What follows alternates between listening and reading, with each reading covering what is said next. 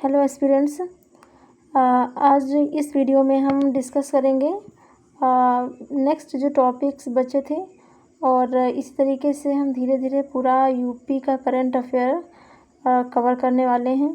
ठीक है, तो आप लोग बने रहें और वीडियो को आप अच्छे से देखिए 1 से 2 बार, और हो सके तो आप इसे शेयर भी कर सकते हैं अपने जो भी आपके साथ में प्रिपरेशन करने वाले लोग हैं। ठीक है, तो कल हमने डिस्कस किया था कि ग्रेटर नोएडा जो से मतलब यहाँ पे अगर देखें तो रिवीजन हमने कल ही करा दिया था, और यहाँ पे एक बार हम बता रहे हैं कि जो ये सेमिकॉन इंडिया का जो आयोजन हुआ है ये ग्रेटर नोएडा में हुआ है। ठीक है, और इसी तरीके से अगर हम आगे देखेंगे तो उत्तर प्रदेश का जो सैनिक स्कूल है ये गोरखपुर में इसका उद्घाटन किया है जगदीप धनखड़ जी ने। और उसके बाद जटायु संरक्षण एवं प्रजनन केंद्र है, तो ये जो है ये कहाँ पे, ये भी गोरखपुर में आदित्य यानी कि जो हमारे मुख्यमंत्री योगी आदित्यनाथ हैं उन्होंने इसका उद्घाटन किया। कहाँ पे? गोरखपुर में। और फिर जो रोड टू स्कूल कार्यक्रम है इसका भी जो है शुभारंभ कब किया? 20 अगस्त को। 20 अगस्त 2024 को किसने किया? तो मुख्यमंत्री योगी आदित्यनाथ ने किया। और ये किस मिशन के तहत है? तो ये निपुण भारत मिशन के अंतर्गत ये कार्यक्रम स्टार्ट किया गया है। ठीक है, और फिर उसके बाद जो है उसके बाद देखते हैं कि यूपी इंटरनेशनल ट्रेड शो है जो ये इसका आयोजन कहाँ पे हुआ? ग्रेटर नोएडा में हुआ। ठीक है, और फिर उसके बाद जो हमारा अब आज जो हम डिस्कस करेंगे वो है मुख्यमंत्री युवा उद्यमी विकास अभियान। ठीक है, तो ये अभियान कब स्टार्ट किया? ठीक है, तो ये इसके बारे में देखते हैं। तो जो मुख्यमंत्री युवा उद्यमी विकास अभियान है इसको 8 अगस्त 2024 को, ठीक है, 8 अगस्त 2024 को जो हमारे मुख्यमंत्री योगी आदित्यनाथ हैं उन्होंने मुख्यमंत्री युवा उद्यमी विकास अभियान को प्रारंभ करने के निर्देश दिए हैं। तो कब निर्देश दिए हैं? 8 अगस्त को मुख्यमंत्री युवा उद्यमी विकास अभियान को। ठीक है, फिर इस कार्यक्रम का उद्देश्य क्या है? तो इस कार्यक्रम यानी कि जब कोई भी अभियान या मिशन या कोई भी प्रोग्राम लॉन्च किया जाता है तो उसके लिए कोई ना कोई उसका उद्देश्य होता है। ठीक है, तो जो उसका उद्देश्य है मुख्यमंत्री युवा उद्यमी विकास अभियान का उद्देश्य है उत्तर प्रदेश के जो शिक्षित एवं प्रशिक्षित युवाओं को स्वरोजगार से जोड़ना है। ठीक है, तो उत्तर प्रदेश के शिक्षित और जो प्रशिक्षित युवा हैं उनको स्वरोजगार से जोड़ना है, उसके लिए ये अभियान चलाया जा रहा है। और इसके लिए प्रदेश सरकार ने क्या किया है कि 2024 और 25 के जो मूल बजट है उसमें इस अभियान का प्रावधान भी किया गया है। ठीक है, तो अगर देखा जाए तो ये जो 2024 और 25 का जो बजट है उसमें इस अभियान ने कि मुख्यमंत्री युवा उद्यमी विकास अभियान का प्रावधान किया गया था। और इस अभियान के अंतर्गत क्या किया जाएगा कि प्रतिवर्ष कितने लाख युवाओं को? 1 लाख युवाओं को बैंकों से ऋण दिलाकर वित्तीय अनुदान दिया जाएगा। ठीक है, तो 1 लाख ऋण दिया जाएगा बैंक के द्वारा और 1 लाख युवाओं को। ठीक है, जिससे क्या होगा कि 1 लाख सूक्ष्म उद्यम स्थापित हो सकेंगे। तो 1 लाख युवाओं को बैंकों से ऋण दिलाकर क्या किया जाएगा कि जिससे कि वो स्वरोजगार अपना स्थापित कर सकें। और उसके लिए 1 लाख युवाओं को बैंकों से ऋण दिलाकर क्या किया जाएगा कि जिससे कि जो युवा हैं 1 लाख युवा वो 1 लाख सूक्ष्म उद्यम स्थापित हो सकेंगे। ठीक है, तो इस तरीके से ये अभियान कार्य करेगा। और इस प्रकार आगामी 10 वर्षों में 10 लाख युवा रोजगार जुड़ेंगे, यानी कि हर साल क्या होगा कि 1 लाख युवाओं को बैंक से ऋण दिया जाएगा और 1 लाख जो युवा होंगे वो 1 लाख सूक्ष्म उद्यम स्थापित कर पाएंगे। तो इस तरीके से 10 वर्षों में 10 लाख युवा स्वरोजगार से जुड़ सकेंगे। ठीक है, तो ये है इसका उद्देश्य। ये मुख्यमंत्री युवा उद्यमी विकास अभियान के बारे में हमने डिस्कस किया। फिर जो नेक्स्ट है यहाँ पे ये बहुत ही इम्पोर्टेंट कुछ डेटा है। ठीक है, तो इसको आप बहुत ही अच्छे से ये एकदम से याद कर लेना है। इसमें 1 अगस्त 2024 को सूचना एवं जनसंपर्क विभाग उत्तर प्रदेश द्वारा जारी आंकड़ों के अनुसार वर्तमान में उत्तर प्रदेश देश की दूसरी सबसे बड़ी अर्थव्यवस्था है। ठीक है, तो किसके द्वारा ये जो आंकड़े हैं वो किसके द्वारा जारी किए गए हैं? तो सूचना एवं जनसंपर्क विभाग के द्वारा। ठीक है, तो वर्तमान में जो उत्तर प्रदेश है वो देश की दूसरी सबसे बड़ी अर्थव्यवस्था है। ओके, फिर देश की अर्थव्यवस्था में प्रदेश का योगदान कितना है? योगदान बढ़कर कितना हो गया है? तो 9 से 10% तक पहुंच चुका है। और फिर नेक्स्ट जो हमारा फैक्ट है वो है Uttar Pradesh revenue surplus state के रूप में स्थापित हो चुका है। तो रिवेन्यू सरप्लस स्टेट के रूप में कौन सा राज्य स्थापित हुआ है? तो वो है अपना यूपी। ठीक है, Uttar Pradesh revenue surplus state के रूप में। फिर नेक्स्ट जो फैक्ट है, उत्तर प्रदेश प्राइवेट कारपोरेट निवेश को आकर्षित करने में देश में प्रथम स्थान पर है। ठीक है, तो जो प्राइवेट कारपोरेट इन्वेस्टमेंट हैं उनको आकर्षित करने में उत्तर प्रदेश का प्रथम स्थान है देश में। ठीक है, फिर है उत्तर प्रदेश को डेटा सेंटर के हब के रूप में विकसित किया जा रहा है। तो डेटा सेंटर के हब के रूप में किस राज्य को विकसित किया जा रहा है? तो वो है उत्तर प्रदेश। ठीक है, तो उत्तर प्रदेश को डेटा सेंटर के हब के रूप में विकसित किया जा रहा है। ये बहुत ही इम्पॉर्टेंट फैक्ट है एग्ज़ाम के पॉइंट ऑफ व्यू से। ठीक है, और ये स्टेटमेंट में आ सकते हैं, तो आपको इससे अच्छे से याद कर लेना है। फिर क्या है, जो अटल बिहारी वाजपेयी चिकित्सा विश्वविद्यालय है उसका निर्माण पूरा हो गया है। तो ये कहाँ पे है? तो ये लखनऊ में है। ठीक है, तो अटल बिहारी वाजपेयी चिकित्सा विश्वविद्यालय कहाँ पर है? तो ये है लखनऊ में। ठीक है, तो जैसे कि यूपी स्पेशल का भी ये क्वेश्चन बन सकता है, जीके का भी। जैसे कि एक तरफ क्या होता है कि जो इंस्टीट्यूट्स होते हैं उनको दे देते हैं और दूसरी तरफ उनको सिटी वगैरह दे देते हैं जहाँ पे वो स्थित होते हैं। तो इस तरीके से ये क्वेश्चन भी पूछ सकते हैं। ठीक है, तो अटल बिहारी वाजपेयी चिकित्सा विश्वविद्यालय कहाँ पर स्थित है? तो ये लखनऊ में है। फिर गोरखपुर में जो है महायोगी गुरु गोरखनाथ आयुष विश्वविद्यालय का निर्माण पूरा हो गया। तो ये याद करने में तो खैर आसान है क्योंकि गोरखनाथ और गोरखपुर। ठीक है, तो इस तरीके से आप इससे याद कर सकते हैं। महायोगी गुरु गोरखनाथ आयुष विश्वविद्यालय कहाँ पर है? तो ये गोरखपुर में है। ठीक है, फिर नेक्स्ट है कि जो मेजर ध्यानचंद हैं। ठीक है, मेजर ध्यानचंद के नाम पर स्पोर्ट्स यूनिवर्सिटी का निर्माण कहाँ पे किया जा रहा है? तो ये मेरठ में किया जा रहा है। ठीक है, तो स्पोर्ट्स यूनिवर्सिटी, ठीक है, जो कि मेजर ध्यानचंद जो कि हॉकी के जादूगर कहे जाते हैं और इनके नाम पर जो स्पोर्ट्स यूनिवर्सिटी है उसका निर्माण किया जा रहा है मेरठ में। ठीक है, प्रदेश के पहले फार्मा पार्क। ठीक है, तो प्रदेश का जो पहला फार्मा पार्क है उसका निर्माण कहाँ पर किया जाएगा? तो ललितपुर में। ठीक है, ललितपुर जनपद में किया जाएगा पहले फार्मा पार्क का निर्माण। ठीक है, तो प्रदेश के पहले फार्मा पार्क का निर्माण कहाँ पे किया जाएगा? तो ललितपुर में किया जाएगा। फिर नेक्स्ट है उत्तर प्रदेश देश में 5 करोड़ 11 लाख परिवारों को आयुष्मान भारत योजना का कार्ड उपलब्ध कराने वाला पहला राज्य बन गया है। ठीक है, तो सबसे ज़्यादा जो आयुष्मान भारत योजना के कार्ड हैं वो सबसे ज़्यादा किस राज्य ने उपलब्ध कराए हैं? तो उत्तर प्रदेश ने। ठीक है, और कितने कराए? तो 5 करोड़ 11 लाख। ठीक है, नेक्स्ट है सभी 75 जनपदों में डिजिटल क्रॉप सर्वे, जो डिजिटल, जैसा कि हम लोग देखते हैं कि एक डिजिटलाइजेशन हो रहा है हर चीज़ का, तो उसी तरीके से जो फसलें हैं किसानों की तो क्रॉप सर्वे होगा। ठीक है, तो वो डिजिटल क्रॉप सर्वे होगा, डिजिटल सर्वे होगा, तो वो उसके माध्यम से फसल के उत्पादन का आकलन किया जाएगा। ठीक है, यानी कि कितना फसल का प्रोडक्शन हुआ है, और तो ये सब करने वाला देश का पहला राज्य कौन सा है? तो उत्तर प्रदेश है। ठीक है, तो सभी 75 जनपदों में डिजिटल क्रॉप सर्वे के माध्यम से फसल उत्पादन का आकलन करने वाला उत्तर प्रदेश जो है देश का पहला राज्य बन गया है। फिर है देश में डिजिटल लेन देन में भी उत्तर प्रदेश किस स्थान पे है? प्रथम स्थान पे है। ठीक है। फिर देश के खाद्यान्न उत्पादन में भी 20% योगदान के साथ उत्तर प्रदेश प्रथम स्थान पे है।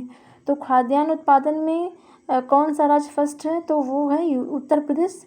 और कितने प्रतिशत का उसका योगदान है? तो 20%। ठीक है। फिर नेक्स्ट एक फैक्ट बचा लास्ट, ये है शीरा या अल्कोहल और एथेनॉल। ठीक है। एथेनॉल उत्पादन में उत्तर प्रदेश जो है देश में प्रथम स्थान पे है। ठीक है। तो एथेनॉल का भी प्रोडक्शन सबसे ज़्यादा उत्तर प्रदेश में होता है, अल्कोहल का भी सबसे ज़्यादा प्रोडक्शन होता है, और शीरा का भी सबसे ज़्यादा प्रोडक्शन कहाँ पे होता है? उत्तर प्रदेश में होता है। ठीक है। तो इसे आप अच्छे से याद रखिएगा। फिर नेक्स्ट हमारा टॉपिक है करंट अफेयर्स रिलेटेड, जो कि उत्तर प्रदेश का, जैसा कि हम करंट अफेयर डिस्कस कर रहे हैं। ठीक है। तो उत्तर प्रदेश राज्य राजधानी क्षेत्र और अन्य क्षेत्र विकास प्राधिकरण विधेयक पारित किया गया है। ठीक है। तो इसके बारे में देखते हैं। उत्तर प्रदेश विधानसभा के द्वारा कब पारित हुआ है? सबसे पहली बात तो ये 31 जुलाई को। ठीक है। तो उत्तर प्रदेश राज्य राजधानी क्षेत्र और अन्य क्षेत्र विकास प्राधिकरण विधेयक 2024 कब पारित किया गया है? तो 31 जुलाई को पारित किया गया है, और उत्तर प्रदेश विधानसभा के द्वारा। ठीक है। इस विधेयक में राष्ट्रपति राजधानी क्षेत्र यानी कि NCR, ठीक है, नेशनल कैपिटल रीजन की तर्ज पर राज्य में राज्य राजधानी क्षेत्र यानी कि SCR, स्टेट कैपिटल रीजन के गठन का प्रावधान इसमें किया गया है। तो उत्तर प्रदेश के 6 जिले, कितने जिले इसमें शामिल किए गए हैं? 6 जिलों को शामिल किया गया है। ठीक है। कौन कौन से हैं? तो ये एक लखनऊ हो गया, और दूसरा हरदोई हो गया, और फिर सीतापुर है, उन्नाव है, रायबरेली है, और बाराबंकी के कितने वर्ग किलोमीटर क्षेत्र को इसमें शामिल किया गया है? तो 27,826 वर्ग किलोमीटर क्षेत्र को SCR क्षेत्र में शामिल किया गया है। तो इसको याद करने की क्या ट्रिक हो सकती है इन 6 जिलों को? ठीक है, कि अच्छे से हमें याद रह सके। तो इसके लिए देखिए, सबसे पहले हम लिखते हैं S। ठीक है। S हो जाएगा, S for Sitapur, U for Unnao. ठीक है। फिर R फॉर रायबरेली, फिर B फॉर बाराबंकी, फिर 2 लेटर बचते हैं, कौन कौन से? L बचता है और H। ठीक है। तो L फॉर लखनऊ, और H फॉर क्या हो जाएगा? H फॉर हो जाएगा हरदोई। तो यानी कि अगर हम देखते हैं तो SURB सर्ब और LH कर देते हैं। ठीक है। तो इस तरीके से आप इसे याद कर सकते हैं, सर्ब और LH। ठीक है। तो ये 6 ज़िले हैं हमारे जो कि SCR में शामिल किए गए हैं, और उनका जो एरिया कवरेज है वो कितना है? 27,826 वर्ग किलोमीटर है। उत्तर प्रदेश राज्य राजधानी क्षेत्र विकास प्राधिकरण का मुख्यालय कहाँ पे होगा? लखनऊ में होगा। तो जो उत्तर प्रदेश राज्य राजधानी क्षेत्र का जो विकास प्राधिकरण का मुख्यालय होगा, हेड क्वार्टर होगा, वो कहाँ पे होगा? लखनऊ में होगा। ठीक। और इस प्राधिकरण के अध्यक्ष कौन होंगे? अध्यक्ष होंगे हमारे जो मुख्यमंत्री हैं। ठीक है, मुख्यमंत्री जी। और उपाध्यक्ष कौन होंगे? राज्य के मुख्य सचिव होंगे। ठीक है। अब इसके अलावा जो है कि हम यहाँ पे बात करते हैं, जैसे कि SCR की बात तो कर ली कि इसमें 6 ज़िले शामिल किए गए हैं। ठीक है। और 6 ज़िले किस ट्रिक से हम याद रखने वाले हैं? तो सर्ब। ठीक है, SUR, एक मिनट,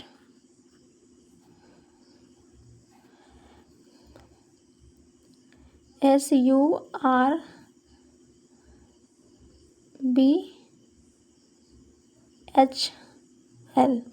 ठीक है। तो सर्ब और क्या करेंगे? हल। ठीक है। ये H को हम हिंदी में क्या पढ़ते हैं? हा को हा प्रोनाउंसिएशन करते हैं हा से, ठीक है। तो क्या कर देंगे, सर्ब हल, ठीक है, HL हो जाएगा। तो S for Sitapur, U for Unnao, R for Raebareli, B for Barabanki और H फॉर हो जाएगा हरदोई, L फॉर लखनऊ हो जाएगा, ठीक है। तो इस तरीके से 6 कंट्री हैं, 6 डिस्ट्रिक्ट हैं। और इसके बाद हम यहाँ पे देखते हैं राष्ट्रीय राजधानी क्षेत्र की जो ज़िले हैं वो भी पूछ लिए जाते हैं एग्ज़ाम्स में। तो राष्ट्रीय राजधानी में कितने ज़िले हैं, 8 ज़िले हैं, ठीक है। कितने ज़िले हैं, 8 ज़िले हैं इसमें। और 8 कौन कौन से हैं, तो एक मिनट, तो यहाँ पर 8 ज़िले हैं, तो हम यहाँ पे लिख लेते हैं, थोड़ा सा स्पेस का अभाव है तो एडजस्ट कर लीजिएगा। 8 ज़िले हैं, ठीक है। तो SCR में कितने, 6 ज़िले हैं और NCR में कितने हैं, 8 ज़िले हैं, ठीक है। तो 8 पे कौन कौन से हो जाएंगे, देखिए हम ट्रिक से बता रहे हैं आपको और फिर उसको हम प्रोनाउंसिएशन कर देंगे, ठीक है। तो MM हो जाएगा, ठीक है। MM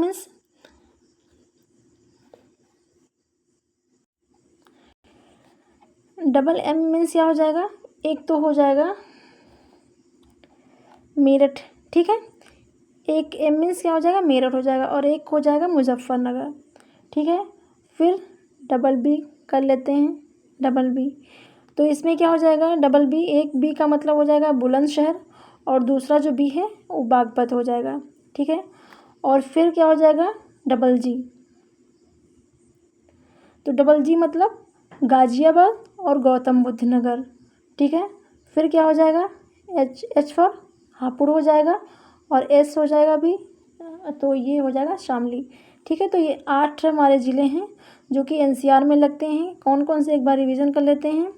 मेरठ हो गया, ठीक है, मेरठ हो जाएगा।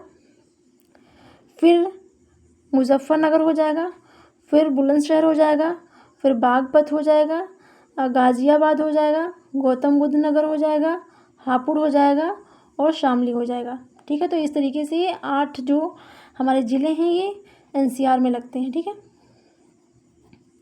आई होप कि आप सभी लोगों को समझ में आया होगा और बहुत ही कम स्पेस में हमने समझाने का सभी लोगों को प्रयास किया है। तो अभी हमारा जो नेक्स्ट होगा टॉपिक वो क्या होगा, उत्तर प्रदेश नजूल संपत्ति लोक प्रयोजनार्थ प्रबंध और उपयोग विधेयक 2024, ठीक है।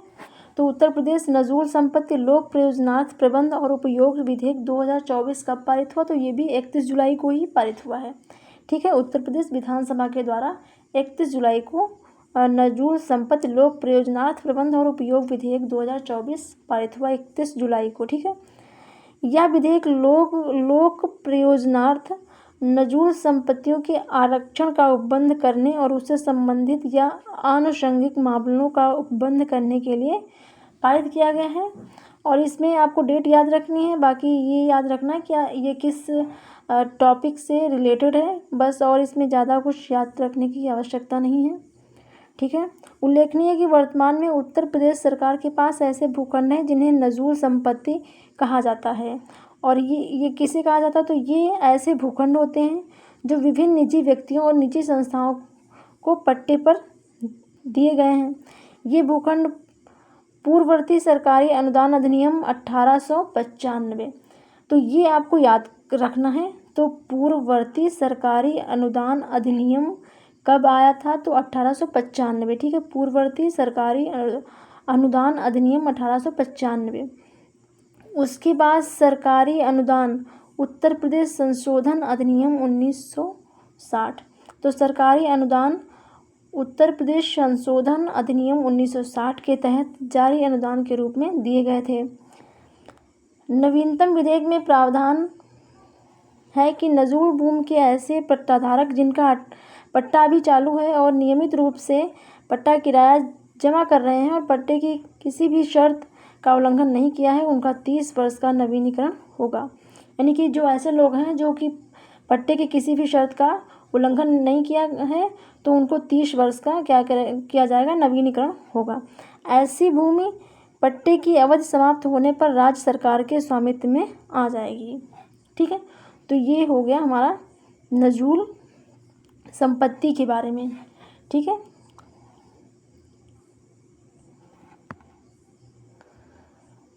फिर यहाँ और इसके बारे में थोड़ा सा देख लेते हैं, ज़्यादा इम्पोर्टेंट नहीं बट जानना ज़रूरी है कि क्या है ये, ठीक है। इस विधेयक के अनुसार सरकार पट्टे की भूमि को फ्री होल्ड नहीं करेगी और जिनका फ्री होल्ड के लिए पैसा जमा है तो उसे जमा किए जाने की तिथि से भारतीय स्टेट बैंक की निधियों की सीमांत लागत आधारित उधार दर MCLR के ब्याज पर आगत करते हुए धनराशि वापस की जाएगी, ठीक है। नजूल भूमि का पूर्ण स्वामित्व निजी व्यक्ति या संस्था को नहीं दिया जाएगा, यानी कि जो नजूल भूमि है जो कि पट्टे पर दी गई है जो भूमि, उसका जो पूर्ण स्वामित्व है वो निजी व्यक्ति या संस्था को नहीं दिया जाएगा। उसका जो पूर्ण स्वामित्व होगा वो किसका होगा, गवर्नमेंट का होगा। और न्यायालय या प्राधिकारी के समक्ष लंबित आवेदन अस्वीकृत समझे जाएंगे। और यदि पट्टा अवधि समाप्त होने पर तत्कालीन जो पट्टेदार हैं स्वयं ऐसी भूमि का कब्जा अभ्यर्पण नहीं करता है तो ऐसे अवैध कब्जे को खाली कराया जाएगा और पट्टे की समाप्ति की तिथि से भूमि का किराया जिला मजिस्ट्रेट द्वारा नियत दर के अनुसार वसूला जाएगा, ठीक है। तो ये इस विधेयक के बारे में हमने चर्चा की, ठीक है। एक दो बार आप पढ़ लेंगे तो और अच्छे से आपको समझ में आ जाएगा। फिर नेक्स्ट जो है उत्तर प्रदेश राज्य विश्वविद्यालय संशोधन विधेयक 2024। तो ये भी जो विधेयक है ये कब पारित हुआ, 31 जुलाई को। सबसे पहले तो ये डेट याद रखनी है। और जो SCR वाला जो विधेयक है वो भी 31 जुलाई को ही पारित हुआ है। जो नजूल संपत्ति वाला विधेयक है वो भी 31 जुलाई को ही उत्तर प्रदेश विधानसभा के द्वारा पारित किया गया है। तो आपको इसकी डेट अवश्य याद रखनी है, ठीक है। इस विधेयक में नए स्थापित विश्वविद्यालय के नामकरण और उनके नाम से राज्य शब्द हटाने का प्रावधान किया गया है, ठीक है। तो ये जो उत्तर प्रदेश राज्य विश्वविद्यालय संशोधन विधेयक आया है तो इस पहली बात तो ये पारित कब हुआ, तो 31 जुलाई को हुआ, ठीक है। फिर इस जो ये विश्वविद्यालय जो विधेयक है उसमें क्या किया गया है कि उनके नाम से राज्य शब्द हटाने का प्रावधान भी इसमें किया गया है। और इसके अलावा इन विश्वविद्यालयों का क्षेत्राधिकार भी निर्धारित कर दिया गया है, ठीक है। और बाकी इसके बारे में कुछ नहीं। नेक्स्ट है उत्तर प्रदेश नोडल विनिधान रीजन निर्माण क्षेत्र विधेयक 2024। तो ये भी कब पारित हुआ है, 31 जुलाई को। तो जितने भी ये विधेयक हैं आप देख पा रहे हैं कि ये 31 जुलाई को विधानसभा के द्वारा पारित किए गए। तो उत्तर प्रदेश नोडल विनिधान रीजन निर्माण क्षेत्र विधेयक 2024 ये कब पारित हुआ, 31 जुलाई को, ठीक है। और इसका लक्ष्य क्या है, सबसे मोस्ट इम्पॉर्टेंट चीज़ यही है इसका लक्ष्य, ठीक है। तो इसका लक्ष्य है राज्य की अर्थव्यवस्था को $1 ट्रिलियन बनाना, ठीक है। तो उत्तर प्रदेश नोडल विनिधान रीजन निर्माण क्षेत्र विधेयक 2024 का जो लक्ष्य है वो ये है कि उत्तर प्रदेश राज्य की अर्थव्यवस्था को $1 ट्रिलियन बनाना है। और इस विधेयक के तहत उत्तर प्रदेश निर्माण क्षेत्र बोर्ड, निर्माण क्षेत्र प्राधिकरण एवं निर्माण क्षेत्र समिति का गठन भी किया जाएगा, ठीक है। मुख्यमंत्री उत्तर प्रदेश निर्माण क्षेत्र बोर्ड के अध्यक्ष होंगे। तो निर्माण क्षेत्र बोर्ड के अध्यक्ष कौन होंगे, मुख्यमंत्री जी होंगे, ठीक है। तो निर्माण क्षेत्र का गठन किया जाएगा और निर्माण क्षेत्र समिति के अध्यक्ष होंगे मुख्यमंत्री। इसके तहत निर्माण क्षेत्र द्वारा स्थापित किए जाने वाले रिवॉल्विंग फंड के लिए राज्य सरकार द्वारा 10 करोड़ रुपए की धनराशि का प्रथम योगदान किया जाएगा। तो इस निर्माण क्षेत्र के स्थापित करने के लिए जो रिवॉल्विंग फंड होगा उसके लिए सरकार कितना योगदान करेगी, तो 10 करोड़ करेगी, ठीक है। 10 करोड़ रुपए की राशि का प्रथम योगदान किया जाएगा। फिर नेक्स्ट जो हमारा विधेयक है, इस पेज में तो सारे के सारे विधेयक ही हैं, ठीक है। तो थोड़ा सा बोरिंग महसूस हो सकता है बट याद तो करना ही पड़ेगा। बट इजी है, ज़्यादा डेट वगैरह नहीं है, फैक्ट उतने ज़्यादा नहीं है, तो याद आराम से हो जाएगा। नेक्स्ट जो है उत्तर प्रदेश विधि विरुद्ध धर्म समपरिवर्तन प्रतिषेध संशोधन विधेयक 2024। ठीक है, तो ये धर्म जो समपरिवर्तन प्रतिषेध विधेयक है, ठीक है, ये कब पारित, इसकी डेट भी आपको याद रखनी है। तो ये 30 जुलाई को, बाकी जो पहले हमने पढ़े हैं वो 31 जुलाई को पारित हुए हैं, लेकिन जो ये विधेयक है धर्म परिवर्तन प्रतिषेध संशोधन विधेयक, तो ये कब पारित हुआ है? 30 जुलाई को। ठीक है, 30 जुलाई को पारित हुआ। और इसका उद्देश्य क्या है? इसका उद्देश्य ये है कि राज्य में धर्म परिवर्तन संबंधी घटनाओं को प्रभावी ढंग से रोकना और ऐसे अपराध करने वाले अभियुक्तों को कठोर सजा दिलाना। ठीक है, इस विधेयक में क्या होगा कि जो नाबालिग होगी, दिव्यांग, मानसिक रूप से दुर्बल व्यक्ति, महिला, अनुसूचित जाति जनजाति के व्यक्ति के अवैध मतांतरण में, यानी कि जबरन उसका धर्म परिवर्तन करा देना, छल से उसका धर्म परिवर्तन कराना, तो मतांतरण में न्यूनतम कितने वर्ष की सज़ा होगी? न्यूनतम 5 वर्ष की। ठीक है, और अधिकतम कितनी होगी? अधिकतम 14 ईयर की तक के कठोर कारावास और न्यूनतम 1 लाख रुपए के जुर्माने का प्रावधान भी किया गया है। तो थोड़ा सा ये याद रखिएगा कि न्यूनतम 5 वर्ष और अधिकतम 14 वर्ष तक के कठोर कारावास और न्यूनतम 1 लाख रुपए के जुर्माने का प्रावधान भी इसमें किया गया है।